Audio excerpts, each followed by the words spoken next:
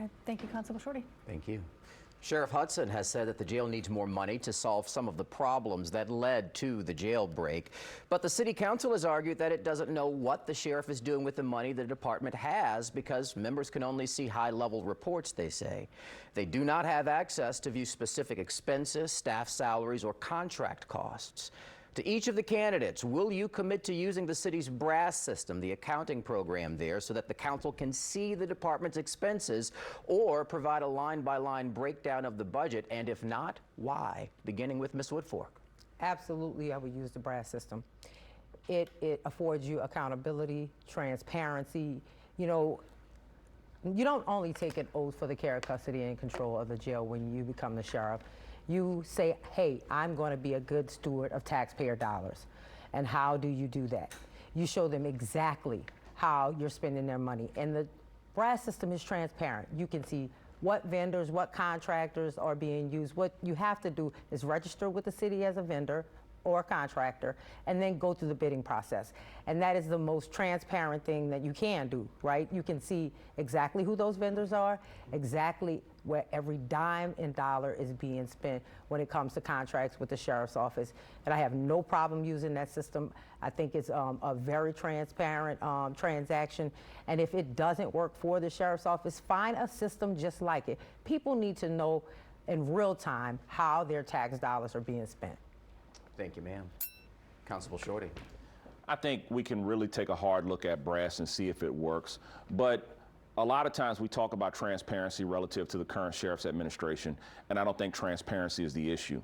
Competency is the issue. What are we doing with the money? If the way you tried to sell a tax increase to the citizens of the city of New Orleans is, I want to have tablets for inmates to entertain them, then we see what you're doing. It's not necessarily that it's not transparent. We don't like what you're doing.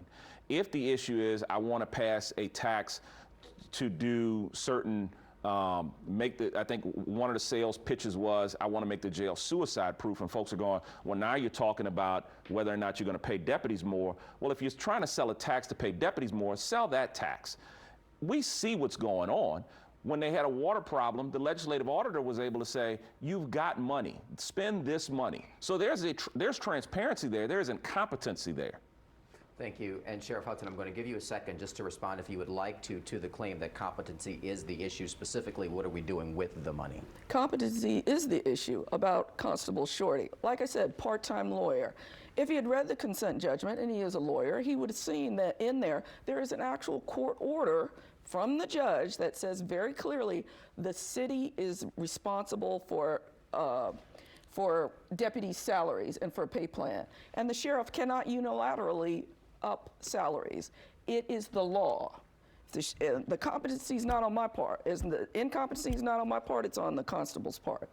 Now I'll let you answer the question. Can you repeat Yes, the question, please? So again, the question is to each of the candidates, will you commit to using the city's BRASS system so the council can see the department's expenses, or provide a line-by-line breakdown of the budget, and if not, why? Yeah, that's a false narrative. So the first thing that the community needs to know is that right now, the CAO's office, the City of New Orleans, has a username and password to our current system so they can see anything.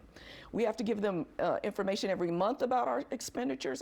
Payroll is our biggest expenditure, and we have to show them that. All contracts are subject to public records. You've been able to get them in the media. Why is the city saying they can't see that? It's all public record. I put out an RFP for our new financial system because our current system is from the 1980s. That's the problem. It's an old, bulky system. So we're moving to a new one because it's end of life.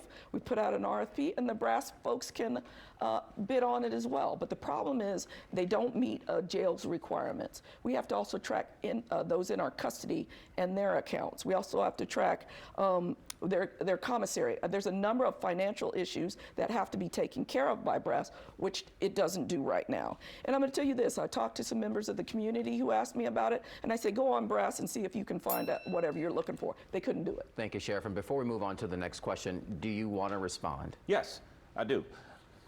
Look, the sheriff constantly talks about the consent decree as why she can't do something. I have read the consent decree, and reporting requirements are what the consent decree talks about. If the sheriff was so serious about deputy pay increases, then that's what she would have tried to sell the citizens on when she asked for a tax increase. You didn't hear anything about deputy pay when she asked for the renewal. You didn't hear anything about deputy pay when she asked for the tax increase a few years ago. So that's a false narrative. Thank you. Sheriff, anything? The law is very clear. The city council has to approve the pay scale and the raises. It's just the law. I can't do that myself. Thank Sheriff you. Hudson, thank you.